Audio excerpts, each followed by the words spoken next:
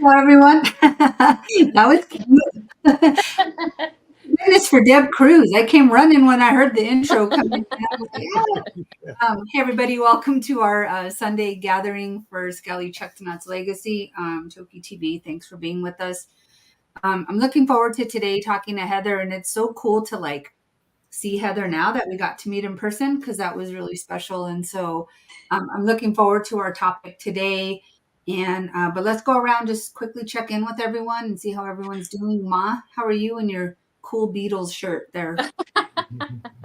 I've just this minute walked back through the door, absolutely soaked. So excuse my disheveled appearance. You look great. Good. Thank you. You look great. Howard, how's it going? Everything's okay here. It's kind of an overcast day that's keeping the temperature down a little bit, so that's nice. Yeah, beautiful day. We got transients right over east of Whidbey Island in Saratoga Passage, and for the second day. And there's some other whale news, but I'll share that later. Cool. They were in Pancove yesterday, right? Right. They made a real close pass. I saw a video of that. Yeah, that was great. Yeah, I love the videos where people are just so excited and they're jumping up and down and the whales are in so close. It's great. That was so great. Deb Cruz, how are you? I got my son's dog making a racket in the background, so I'll talk to y'all later. Okay. Christina, how are you? I'm good. I'm okie dokie. I'm happy. It's September. I got my pumpkin, and I'm happy to be here. Yeah. That's awesome. And Heather, but we won't get into the topic yet, but I want to check in briefly and just see how you're doing today. Hi, no, it's nice to see you all, and thank you for having me on. It's a pleasure to be invited here. So, yep, just a nice calm Sunday over here on the islands. Awesome. I want to just give a quick shout out, and Dee is not on here, but Ma and Deb Cruz, the messages and the comments that I've received about being able to participate in the Gathering of Hearts virtually for folks was overwhelming. And I'm going to share some of these messages to you guys, because if it wasn't for you, people would not have been able to do that. And it's just really special because it's not like, oh, we were just on here, and because I know you guys are going to say like, oh yeah, it's what we do. But it's a really big deal. And it's not just pressing some buttons and holding a virtual space. Like, you guys are holding a sacred spiritual space for folks. And it landed that way, and it came across that way for people. So I just want to say thank you, because I haven't seen you guys really yet. And it's been a whirlwind since I've been home. But from the bottom of my heart, thank you. And I know Howard feels the same, and Christina feels the same, and I'm sure Heather feels the same. That energy that was there when I went back and watched, it was present on that. And I have that because you guys created that space for people. So thank you. And Dee, if you're watching, just thank you so much, because your guys' energy just really, you guys held that. I was at one point that I was looking at it and I was like, oh, there's 168 people. This was at the end. And if you guys remember, I had everybody raise their hands for everyone who was there virtually. But when I went back and looked at the statistics, that was at the end. There were still 168 people. There was about 230 people watching that ceremony live, and on all the platforms. And again, it couldn't have been done if you guys weren't holding the space. So thank you. No, I'd just like to say it was an honor to be part of it, and it was the least I could do. But believe me, if it hadn't been for Deb Cruz, then no, it wouldn't have happened. So again, thanks, Deb Cruz, because and I'm so glad that spiritual energy came across, because it was felt here from you guys as well. So I'm really glad that you could pick up on that. Awesome. Well, thank you guys so much. And it was nice to see people that I hadn't met before. And I don't know if Heather's a hugger or not, but I saw Heather and I'm like, arms wide open, and all these people, they're probably like, oh my gosh, Annette's a hugger, I guess, because I was so happy to see everyone. It was a really special time. So just thank you to everyone who was there in person and everyone watching online. And I just appreciate you guys so much, and really looking at, this last year's been interesting. Grief is interesting, and grieving is interesting. And knowing that, being reminded that we're all brought here together to do something. And Heather, sent an email just days after, I think, and bringing me aware of something I was not aware of.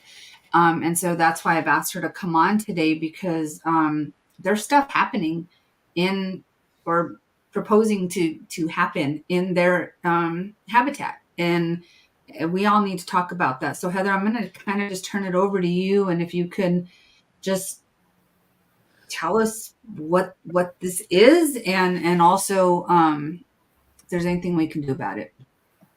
Sure, I will share what I know. And thanks for picking it up. And it's an issue that people should be aware of and looking into and educating themselves on.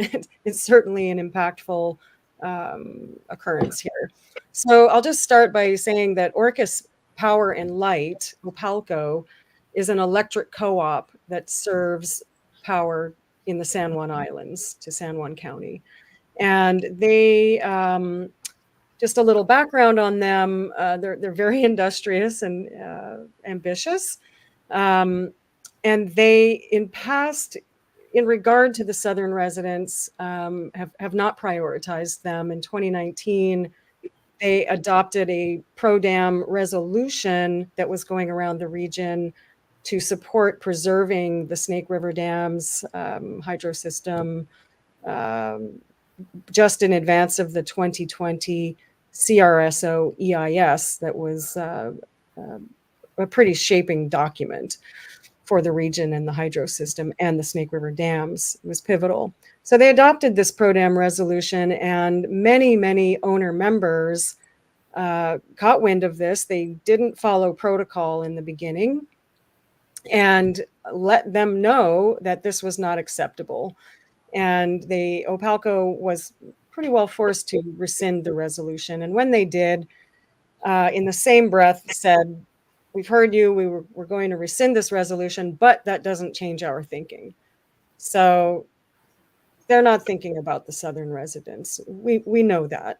But in terms of this project that's going on now, they are pushing to install a floating tidal plant in Rosario Strait. So that is in the San Juan Islands, and it's in Southern residents' critical habitat. It's just on the east side, hugging the shore of Blakely Island is where it's proposed. They've been planning on this for a minimum of 5 years. I'm pretty sure quite a bit longer. It would be, so there's a little confusion.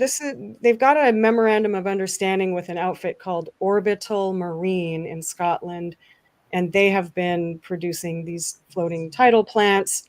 There's one called the O2 that I thought at first that OPALCO was going to build one here similar to that. Then they said they were going to bring that one here. Now they're saying they're going to build one like it again. I don't know what they're planning, build or bring, but we're talking about something like the O2, if not the O2 itself. That unit is 252 feet long, about, so somewhere around 240 to 250 feet long. As I said, it would be in critical habitat of the Southern residents. What a few of us found, some people started to inquire and asked OPALCO for any reports that have been done regarding environmental feasibility studies, impacts, and many of those requests were simply unanswered, and other requests where they would point to the fact sheet on the website where there was some information, but no one was provided with the studies themselves.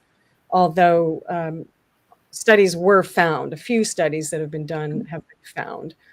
And there is one called the Environmental Report for Siting and Operation. And in there, this is a quote, and this has to do with the fact that marine energy is so new that the impacts are unknown. So they proceed in a manner to, quote, allow both the developer and the regulator to proceed with deployment and operation in the face of incomplete information. It just gives a sense of kind of where the tidal marine industry, energy industry is at. They are trying to prove themselves, trying to implement, gather data, streamline themselves, and, you know, survive and make it somehow maybe someday economical, I suppose. But it's very R&D. Heather, Yes. if I can add something, I think to help visualize what is in the proposal. If I read it right, it sounded like there will be 2 sets of propellers on this 265. There they are. Yep. Submerged power plant, and those props are each 65 feet.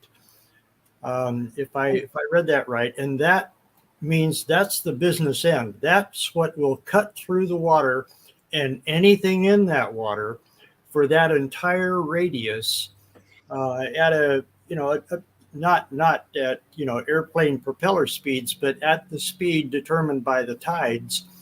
But, you know, anything swimming, you know, up or downstream of the tide that might, you know, think there's an opening and then just get whacked by those propellers. I mean, that would be lethal to any marine mammal, certainly any orca, to a lot of, you know, any fish.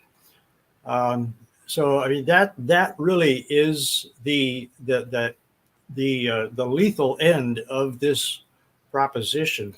And just to sort of help people, you know, understand that that's what we're talking about, is these 2 gigantic props in the water, in you know, a main current where there's, you know, always lots of seals, sea lions, and orcas and other whales, and lots of fish that the orcas and all those mammals and other animals depend upon. So, you know, that's what cuts into anything in the water. So I just thought I'd, you know, bring that up just so people can visualize what we're talking about here. Well, and Howard, you just fed into what was the next item on my list, which is Okay, yeah. perfect timing. I don't know if you were going there or not. No, Good. you hit it, and thank you for Okay. taking some of that. I appreciate it, because I figured the square foot area of all of that bladage spinning is 2,000 square feet on that one unit. Yeah. It's 2,000 square feet. Now, Opalco had a webinar last week, and I recall also the general manager saying this earlier in February, but he said it again last week, that he plans on putting 4 or 5 of these units in. Whoa. So if it's 5, that's 10,000 square feet of spinning blade. It's just hard to imagine how that could even ever proceed, ever get anywhere. And it kind of goes to, well, wait a minute.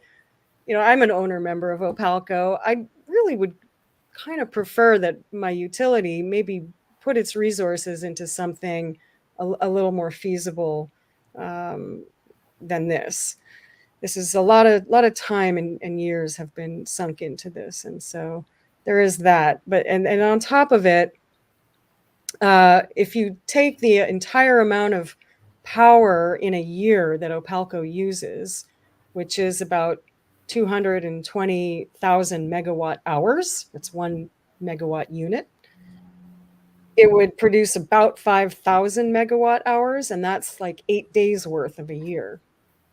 So we're not talking like a real good return here. And there was an economic assessment, a preliminary assessment that came out in January, and that reported that the benefit to cost on this project, there were different scenarios paired with battery and so on, that the BCR is 25 to 49 cents on the dollar and would have an overall lifetime loss, economic benefit loss, there would be a loss of minus 124 million to minus 33 million. So that's the numbers. If it lived for 25 years, that would be $390 a megawatt hour. You know, tier 1 BPA is below 45. It's like somewhere south of that. And even if we go over that overage of our tier 1, we're not talking about getting up into there. Opalco thinks they're going to get Department of Energy to pay for it all. Now, you could say, great, so Opalco owner members don't have to foot most of the bill, but American taxpayers still have to.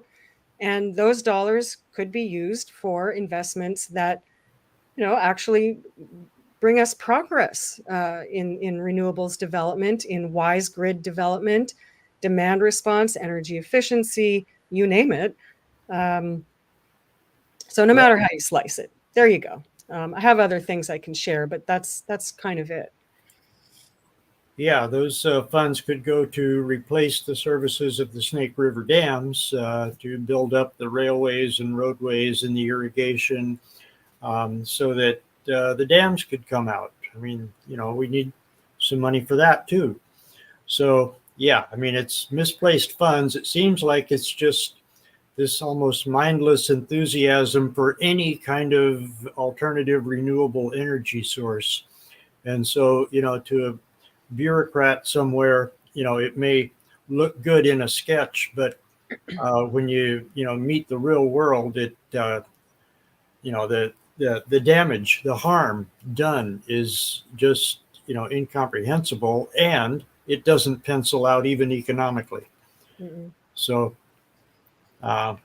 yeah. And there are other threats. So there's noise. It disturbs the benthic area. So it's, I think Sherry at Orca Conservancy may have pointed out that there's work being done to restore salmon in those rivers and tributaries that are, you know, emptying out in that area. And so they're using that area. There are sightings and usage by the southern residents in there.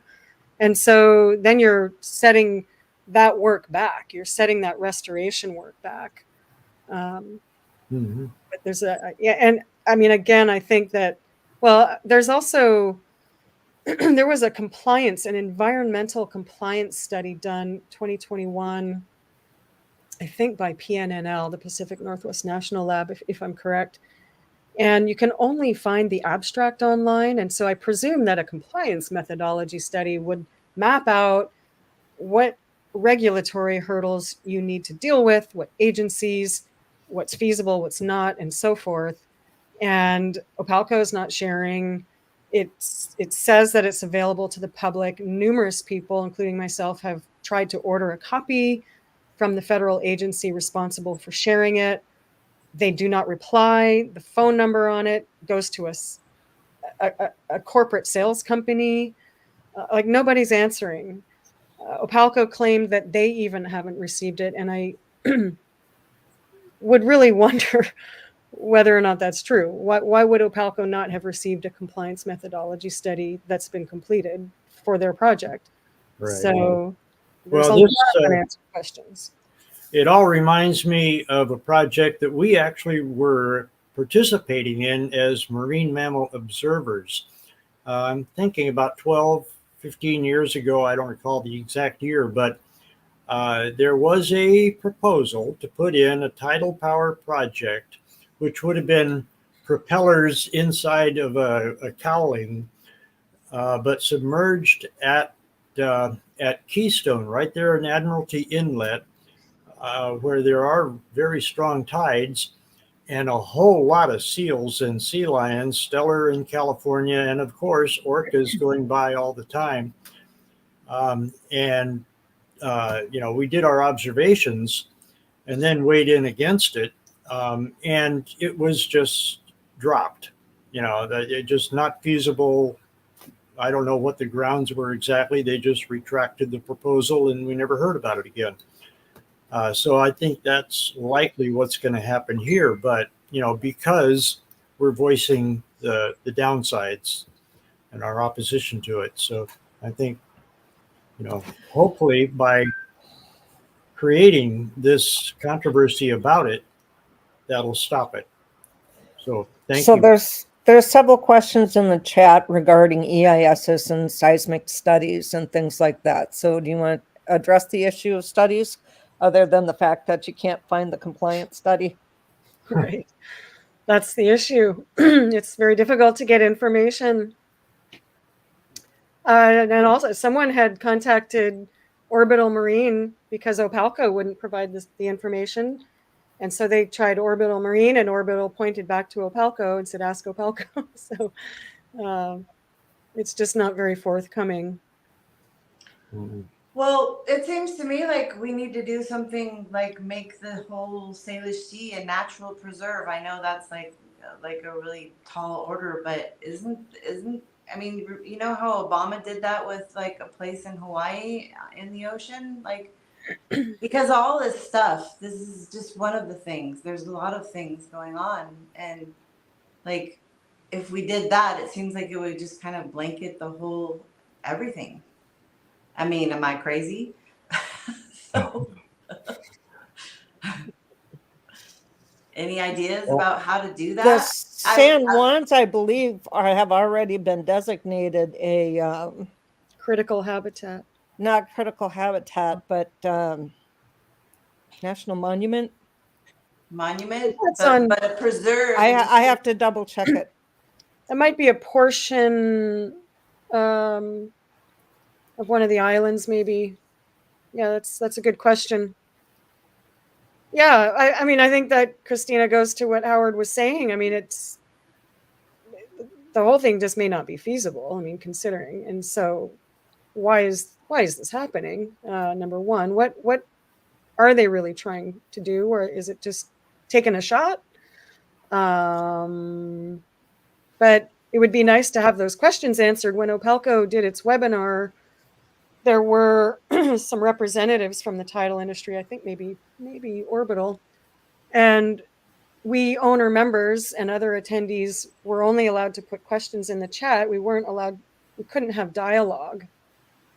So maybe the next thing to do is to arrange a meeting and have some dialogue, a true discussion where you can put it all on the table. I know that Opalco, in their board meeting the week prior, had talked a lot about, they like to present a picture that the load is going up and it's going to double and triple because of data centers now and so forth, and renewables are not keeping track, not getting built, and it's the very most pessimistic picture.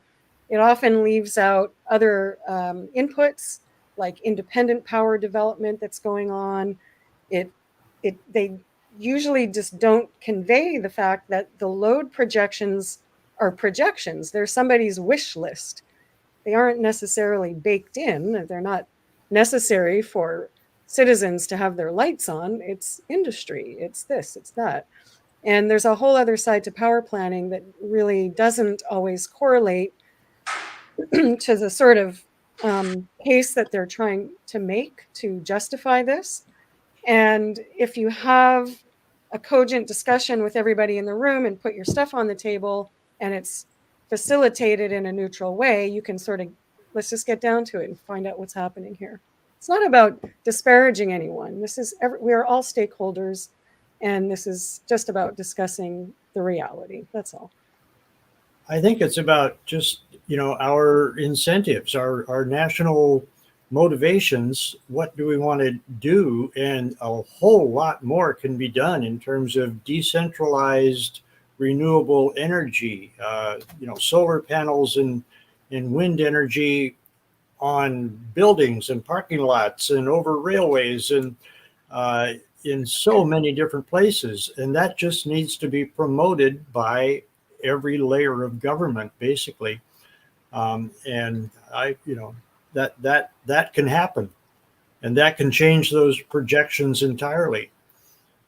So, you're right. They're not baked in. They're based on business as usual, and that's not feasible, not practical. It's just that has to change, and hopefully it. There's a good chance we'll have some imagination in the White House, and in the local, state government and in local governments. There's just got to be a serious resolve to getting it done and changing the policies and the laws and the taxation and all the incentives that go into that, to promote, more, decentralized alternative energy, as well as the big, wind farm and solar projects.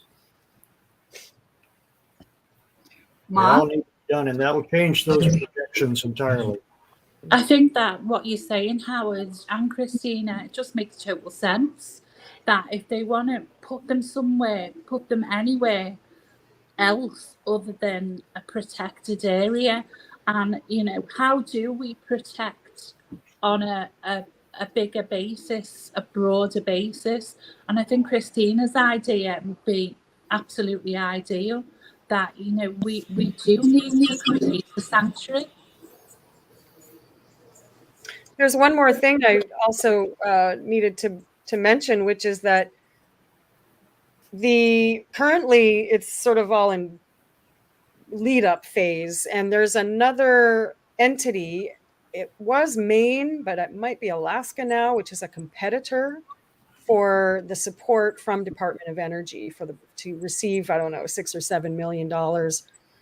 They were slated to find out this year, and now it sounds like it'll be in 2025. DOE will make the choice.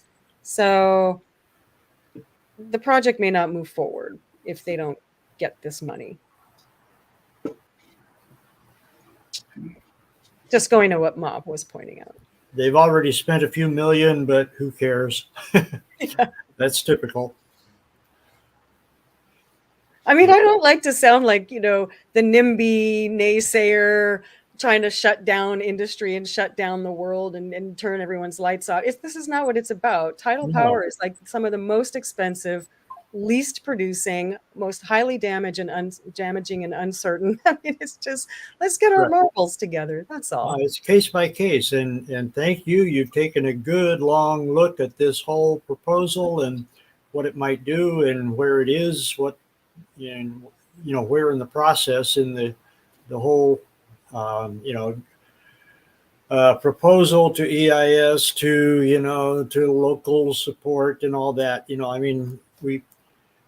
We now know, thank you, a good idea of what, where it stands and what its chances are of getting through. So, and how we can intervene to make sure it doesn't. But no, you're not being a, overall, anti-progress type person or anything. This is case by case. And this is just focused down on this particular proposal. But it also, has implications for the whole policy of, how to deal with global warming and how to build up renewables and reduce fossil fuel consumption. And so, there are much better answers, and they've just got to be promoted.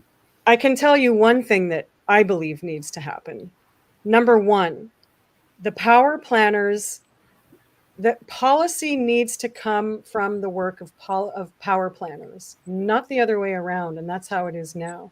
Power planners design their analysis around policy. And it needs to be the other way around, because the power planners are brilliant. They are hardworking, diligent, and find answers and solutions. They are so well equipped, and I believe mostly very level-headed. And on the cutting edge of technology, so they know what the options are. They're brilliant. They really, really know how to find solutions, and they are the ones who should be informing policy, period, end of story. And we know that in the world of lobbying and politics and contracts and pork, that's what's happening. Well, let's promote that then. Absolutely. Yeah.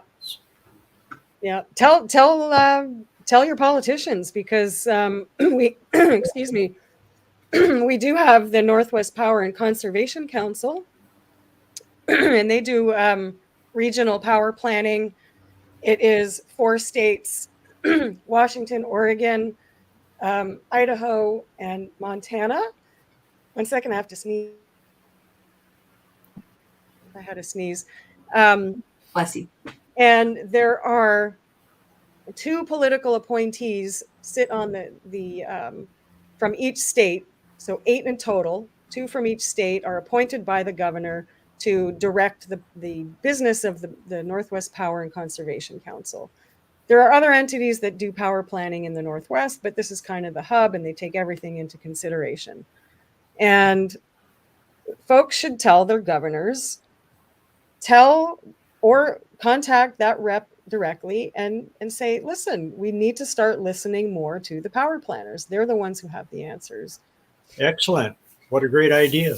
And with such resources at UW and the Applied Physics Lab, and, I mean, we have the talent and the technology and knowledge, well, spread out over the entire 4-state area, like you talked about. But it's all there. But it's just so typical that, the politicians, the sort of the old boy network wants to sort of keep their control and just put down any experts that they don't agree with. That's how the Snake River dams got built. They just overrode the actual biologists and the fish and wildlife directors who said, don't do that. And they did it anyway. So, yeah, I mean, the policy should come from the people who know what they're talking about. Here's an example for you.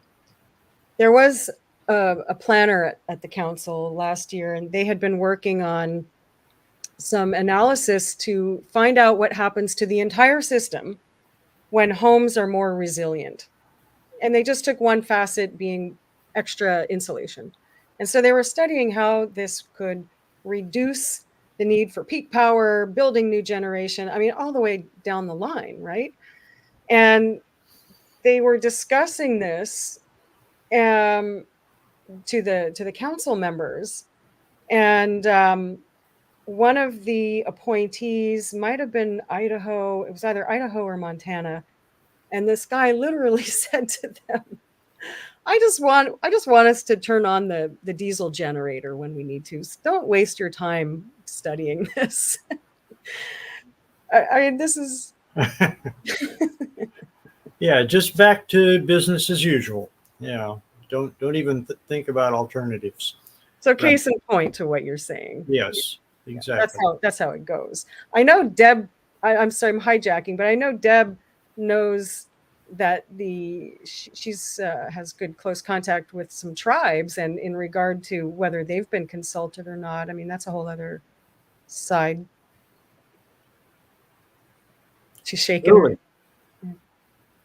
I doubt that they've been consulted. I don't know, but They're not saying who they've talked with. right. We do know that they had not talked to certain individuals at Lummi. We don't know if they talked to other individuals at Lummi, but there were some individuals at Lummi who were really upset that they had not been consulted. They did complain. Opalco complained, and whoever else, the DOE, whoever's engaged, was complaining that the tribes were not getting back to them, which kind of begs the question, well, how did you approach them? Right. I mean, did you just send them an email? And, so there's a lot of questions about, there's a lot of misgivings about tribal input and any other input for that matter, because this is not something that's gone public per se as of yet, because it is a pilot project. So I don't know if the policies and procedures are going to be the same as if it were a project that was actually going to be installed. So I think there was one question someone had that, being that it's a pilot stage, is do they plan on putting anything actually physically in the water during this pilot phase, and what would be the exemptions or regulatory? Yeah. Yeah, I don't know. I'd have to go in and peruse that plan a little deeper. I don't. It's supposed to be over 5 years. I think they've had up to 5 years that they're working with right now. Then they've got another 5 years to go through the process of the pilot program. And I don't know what that's going to entail at this point.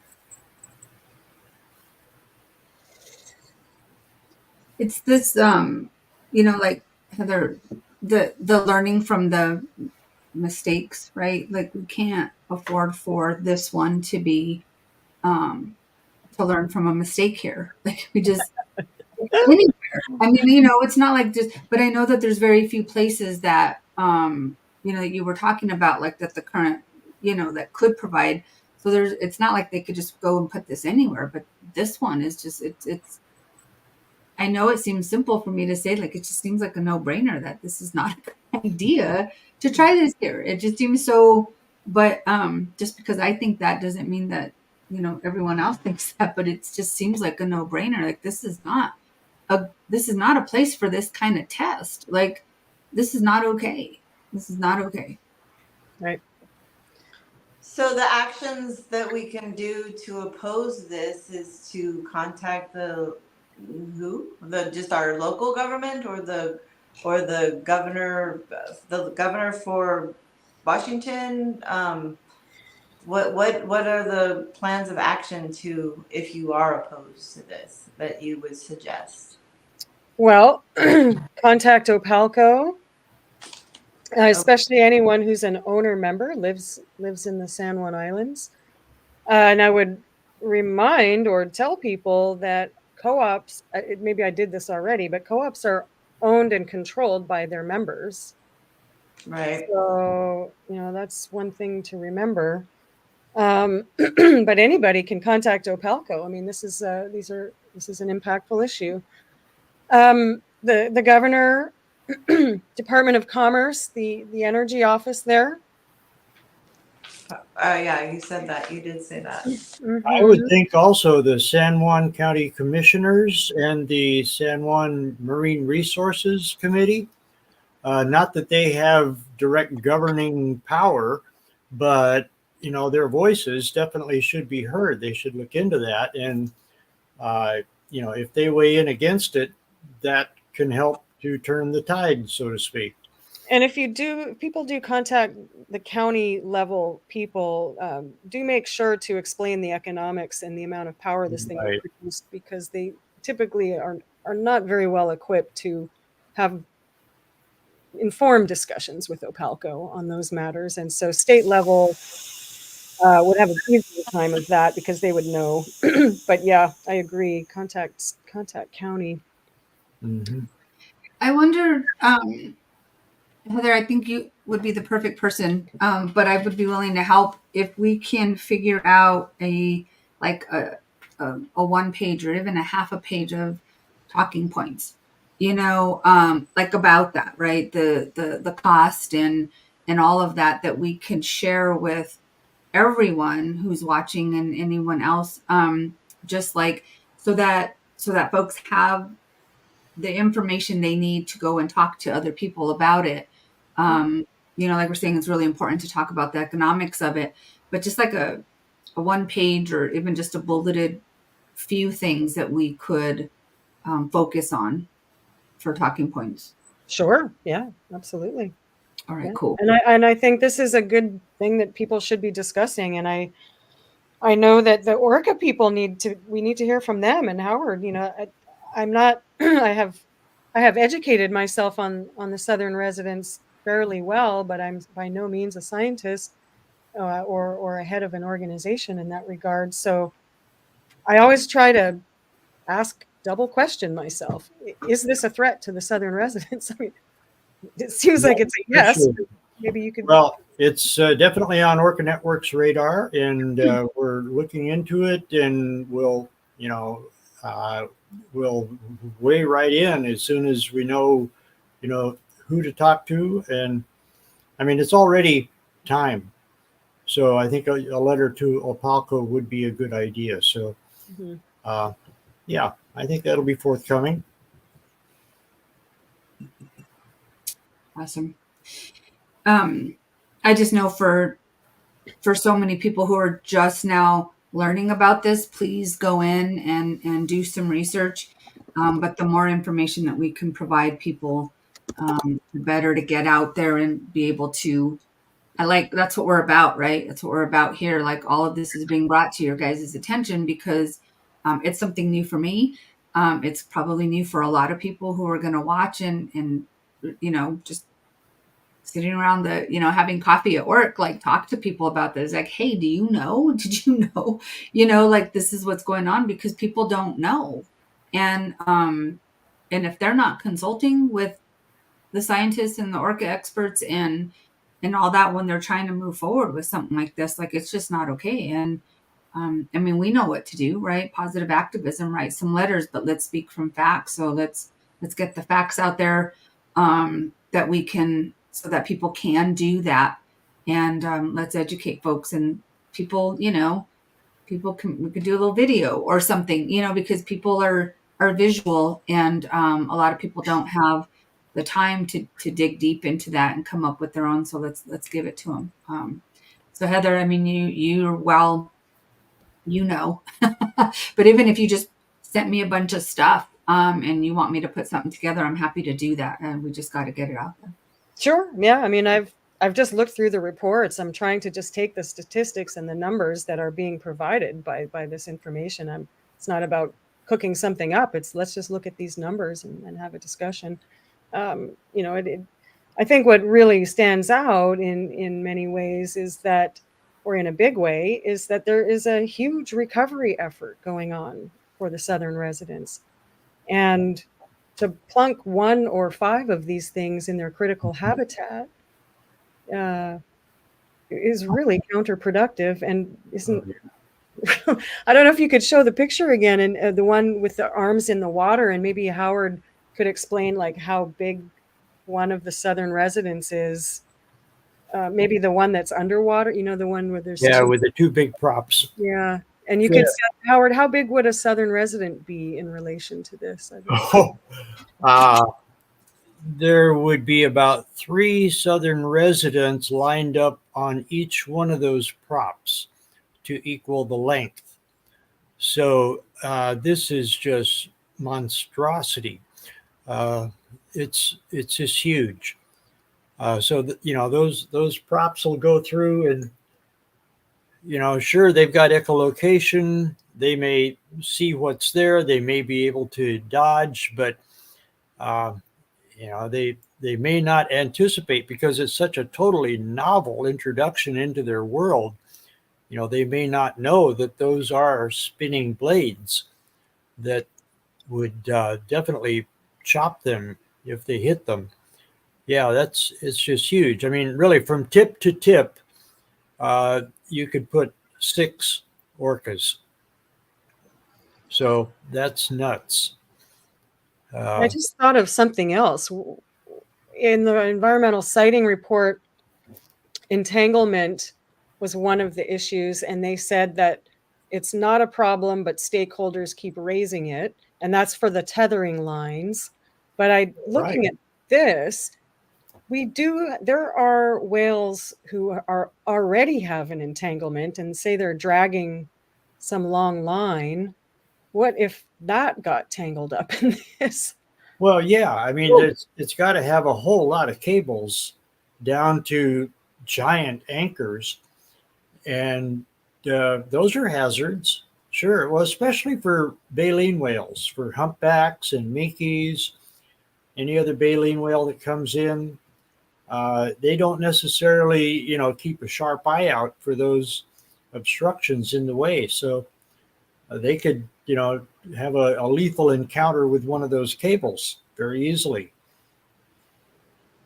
Yeah, that's another good point. We've done so much to them. It just makes no sense that we would put another thing out there that they have to deal with or Right. overcome or learn to go around, or like we've done so much to them already. Ma? Yeah, I'm really upset because it's what else do they have to deal with? You know, these whales, this sea life, this ocean life, hasn't it got enough to contend with? Right. You know, I mean, and specifically the southern residents, they are supposed to be an endangered species, but does that mean nothing? It's just,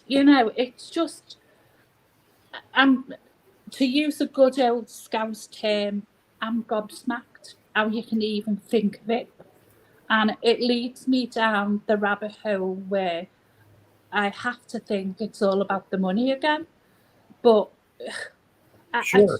it's just beyond me. It really is. How you can even think about putting something like that. Someone's just said it's a monstrosity. It is a monstrosity. And, our ocean life has got too much to deal with. And, we're struggling for babies. Can you imagine a baby being inquisitive and going up to that part of the machinery and just getting wiped out? Because that's what would happen. Talk about we really do. We need to nip it in the bud before it even gets on the table. As far as I'm concerned, we're not being anti-progressive at all. It's just that they're not progressing in the right areas, and it's always nature and it's always the environment that suffers. And they can't take any more. And the goal of renewable energy can be achieved in so many better ways. There's this obsession with mega projects, hundreds of millions and billions of dollars. And, the people that authorize and sell and do all the paperwork for that, can scrape off a few million here, a few million there, That's it. and get very, very rich, So, it's a huge, money corruption involvement too that is, feeding into these giant mega projects instead of empowering the people, to decentralize and allow a whole lot of, mini projects of solar and wind, and promote, incentivize, subsidize when necessary. Yeah. But allow it to happen on rooftops and parking lots and buildings. All these warehouses have huge square footage that should be all solar collectors. Why not? That's the way to do it. Yeah.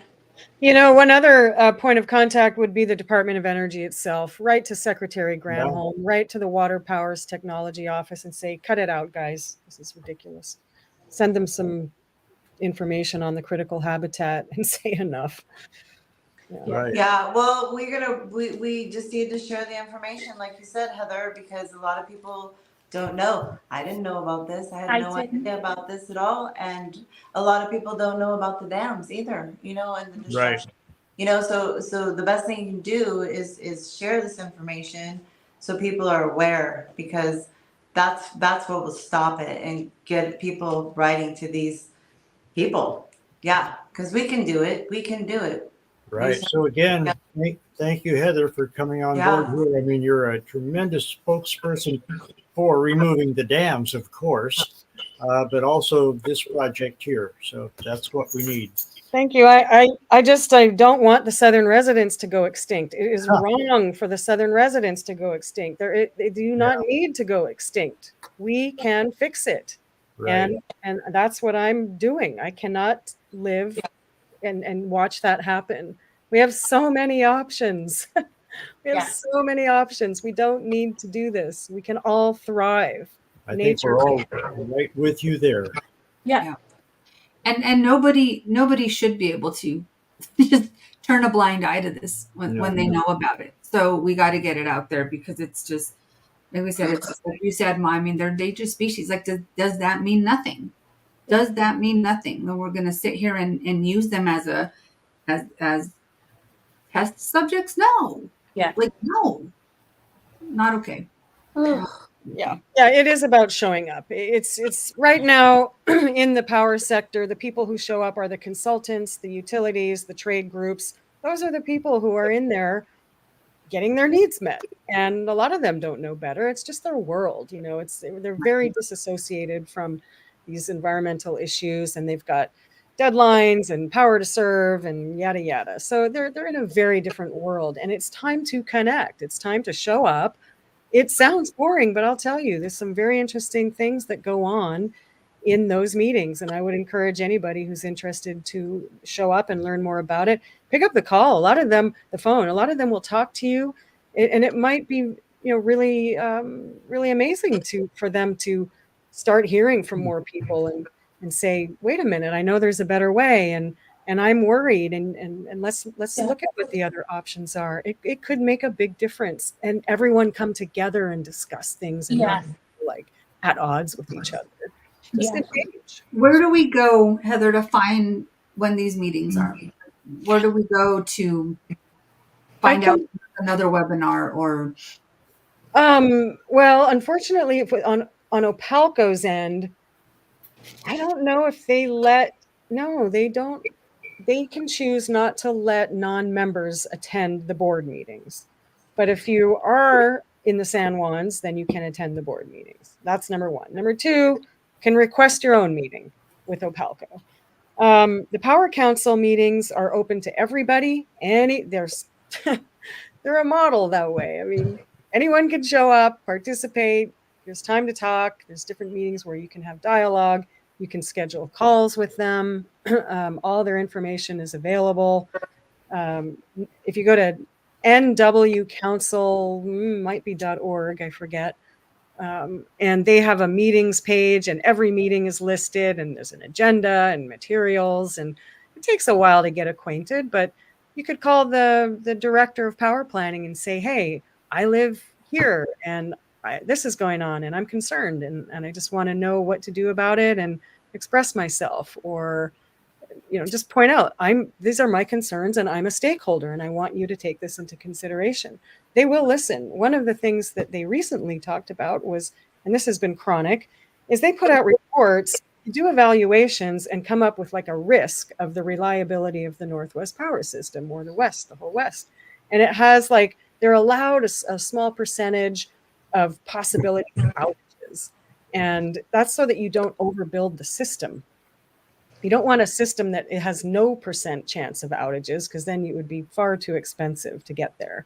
You always leave room for a little bit of outage, and then you get your power, say, from the market or some other emergency source. And so the Opalcos of the world, and plenty of folks out there in the industry, take their reports and relay the conclusions, or like a little line in there, and make it sound like the sky is falling and we're all going to have blackouts. You have to understand it in context. And that was the first thing I learned. It's night and day, black and white. People have to see that. And they are working on addressing that. And that would be one thing for people to call and say, it's really important that you make sure your work can't get taken out of context, because it's misleading people.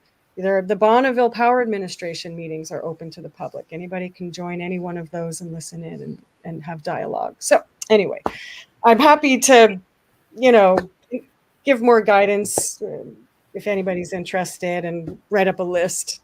They'd be all surprised all the public starts showing up. And who are all these people? It's about time, though. Yeah. And people will show up. There's people, I didn't know about it. I think there's a lot of that. So thank you, Heather, so much for being with us today. I know we can go on, and I'm not saying we have to stop, but it is, just to be fair to everyone, it is at the hour. But this is, it's it's enough information where now we want more.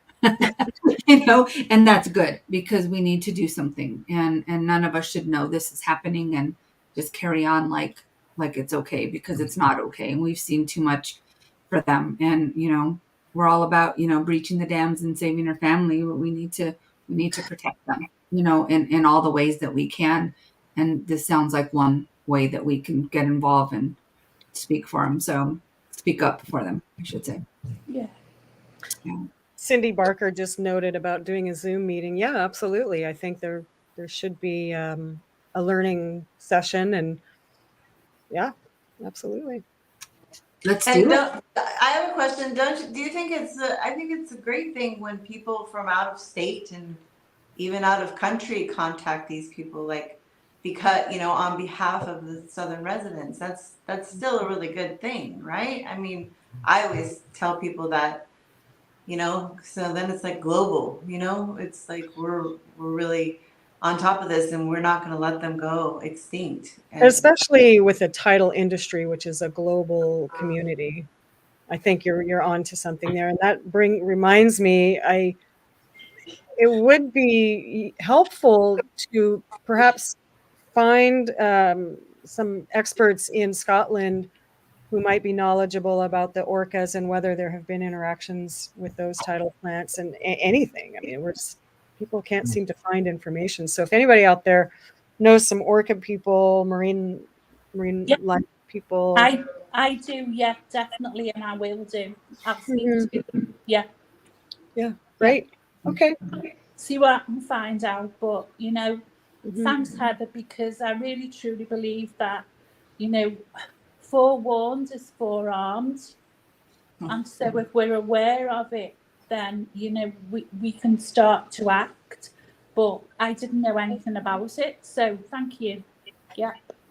I think putting together, you know, like the list of talking points, and then maybe just, you know, even a presentation that can be shared, um, you know, like something like maybe, you know, Howard and Heather and just, you know, whoever else, like we could put together a really nice presentation, and so that people can share that, and it could be, you know, brief. We can do like a commercial type thing, because, you know, people have a short attention span. They say that like anything over 3 minutes is like, but, you know, so just to grab people's attention and then be able to link them to a more in-depth presentation that gives the details of it. And I think it's something we need to do. And Just, Orca Conservancy can elaborate on the more biological, technical stuff on this, and exactly a little bit more on the regulatory, the feasibility, what the impacts are. I mean, no, there's stuff with noise and other components of the food web in the location and the disturbance of the habitat. So that's stuff that's beyond my understanding. And so I think Orca Conservancy could help there. And obviously with Howard's knowledge and Orca Network, it's a critical component of understanding what's at stake here. So, yeah. Heather, how long has the one in Scotland been going? Is it something fairly new, or has it been there for years? Or it's not like decades old. It's all relatively new stuff. I seem to want to say, I could be wrong, 5-ish years. Maybe it's still there. Okay. I know I saw a report that they're building more, so they're trying to step up. Something like, you know, many fold over, bigger units. Yeah, good question. I didn't get the exact start dates and which units. There's probably multiple units they've done. There's different kinds of tidal plants. Scotland seems to be a bit of a hot spot, and you know, but I'm happy to share more information. Thanks, and I'll definitely speak to a few friends that I know up there. One of them works in the marine mammal as a marine mammal first aid officer, so I'm sure that, you know, he'll know something. So that'd be great. Yeah, that'd be great. See what I can find out. I think I've seen, you know, for tidal power, there's probably some. If someone were to, let's say the tidal industry wanted to work in earnest with marine life experts and the society at large and say, what do we really need? What's the best thing to develop? I have seen that, you know, it seems to be more beneficial or feasible in very remote places where they're using diesel generators. And I think Haida Gwaii might be one of those places. So really far out there, they're on diesel generators. You really want to stop that, and maybe a tidal plant if it's in a location that isn't going to kill everything, that, maybe that works. I don't know. I haven't really looked at the whole gamut, but it's kind of like that, Yeah. Take a broad look. Yeah. It's a lot. It's a lot. I know this is probably a topic we're going to be following, Heather, so we'll probably be calling you a lot. Yeah. Have there been any questions in the audience or any comments, like anything? I don't know. I'm like sitting here, I haven't even looked at them. So people are asking about a petition. Should we do a petition? Who's the company that built Orbital Marine? Orbital Marine. Oh, yeah. Deb Cruz answered it because Deb Cruz is on it. Okay. She's up to speed. She's up to speed. Yeah, I think a lot of the comments are just like, oh my gosh, what in the world? So yeah, I think we're gonna want to follow this. People want, like Cindy asked, can we do a Zoom meeting? Yeah, I think, Heather, maybe, we can talk about a time that you might be able to do something like that, and I'm happy to host it. And just let's get some folks together to formulate a plan and get some questions answered. Yeah, get educated, and then even sit down with Opalco and say, let's talk. What are you thinking? And yeah, that's a good idea. That's a good idea. All right, guys. I appreciate everyone joining in today. More to come for sure. I did a new intro video, but I didn't tell Deb Cruz that. So that's why there were two there, in case you were wondering. So next week you'll get to see a new intro video. Howard, anything before we close up today? Well, not on that topic, but I have a completely different topic, which is a little bit of a orca news tidbit, which is, I thought, interesting. On August 29, our friend Carrie Newell in Depot Bay, Oregon, who does whale watch trips, left the port and right away encountered some orcas. Not sure how many, 12, 15 maybe or so. And she got some photos and sent them to me. And I sent them out to our list of orca researchers up and down the coast, and heard back from Graham Ellis, who is a veteran way back into the early 70s orca researcher. He's known as the orca accountant because he keeps track of every orca up and down the coast. So he recognized some of the photos, and especially one that is O111, O for offshore, 111. These are the offshores that are virtually never seen, never heard about, barely documented. They live 25 to 50 miles out, right along and beyond the continental shelf. Their diet is sharks. And he got that ID of O111, which was first seen in 1992 by Center for Whale Research staff when a group of them came in Strait of Juan de Fuca as far as Victoria and turned around. I don't know, they were lost. I don't know what they were doing here, because that's the first and only time that offshores have come in to the inland waters. And that particular whale was photographed in 1992 and seen again 3 days ago off Oregon. So I thought that was an interesting little update on the value of photo ID research. Mm-hmm. That's awesome. Neat story. Yeah. Oops, well, Christina fell off. I was going to check with her next, and I noticed she was gone. Thanks for sharing that, Howard. That's really cool. And that's really cool. Deb Cruz, anything you want to close out with? You good? Just be vigilant. Be engaged. Yeah. Like you said earlier, vote, right? Vote, speak facts, spread facts. Yeah. Mom? Christina got bumped off and she's coming back. Oh, okay. Okay. Anything from you, Mom? Just to say thanks to Heather, because again, I wouldn't have known anything about it, and I'm just absolutely horrified, to be honest. It's like a gut punch, isn't it? A sucker punch. What else have they got to put up with? But yeah, we're on it, so we all do everything we can to nip this in the bud. Thank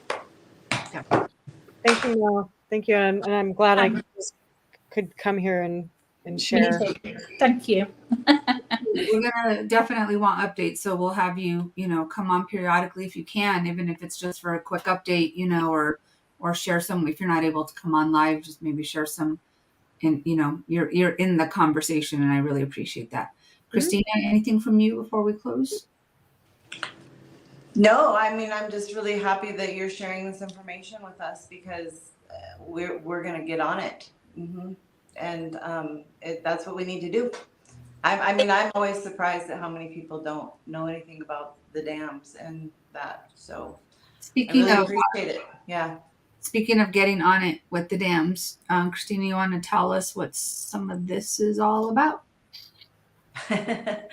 Yeah, that's us, all of us in our little, big house, writing letters to President Biden. And that's also the corsages that we made for the gathering. And there's Ula. And this is a big envelope that I sent to President Biden. It had 386 letters, fish, and postcards. And he received it Friday, because I did a return receipt where someone had to sign for it. So that's what we have to do right now. We need to keep writing to President Biden and begging him to breach the dams now, this year. This year has to be now. Yep. So we have some beautiful handwritten letters. Look at all those beautiful letters. Makes my heart sing. Great work. Brilliant. Well done. That's awesome. Well done to everyone, everyone. And now it's happening, because Brandy, she's just asking me for more postcards, and she's gonna go tabling, So see, that's what happens. It's like it's a trickle effect, and you can be inspiring to people. Yep, and because we want to do everything we can to help Southern residents, Toki's family. You guys are awesome. Well, Great. I'm gonna. Howard, were you gonna say something? No, just thank you, Christina. That's wonderful. That's really good to hear. And thank you everyone who wrote the letters. And then they got their fry bread. She didn't let anyone eat. They wrote their letter, and then at the house, she didn't let us move until we wrote our letter. So thank you for being unstoppable, Christina, making sure that we all did that. It was really, really cool. I had just a last vision. It's not lost on me that what should really be in that spot where the title's going or nearby is Toki's sanctuary. Yes. That's what should have been there. Right. Not a boondoggle title plant. Yeah. And maybe we get that area protected. Priorities. Yeah. Let's get that area protected, and we can call it that. Thank you, Heather, for that. Thank you. I'm going to close out with our intro just because I did it. And Micheline was very sweet in sharing her LPOD video. So when we were out there, you guys, 2 days after the event, we saw LPOD, and it was really, really special. And so here's the intro includes some of that. So it's going to be our outro today, but it'll be our new intro starting next week. So I love you guys. Thank you for joining in today, and we'll talk to you soon.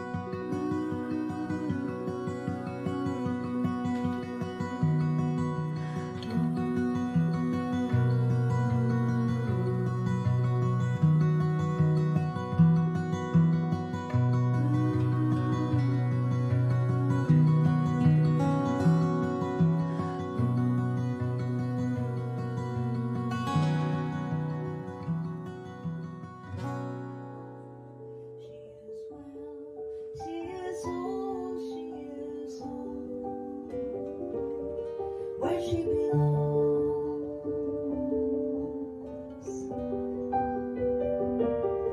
where she belongs.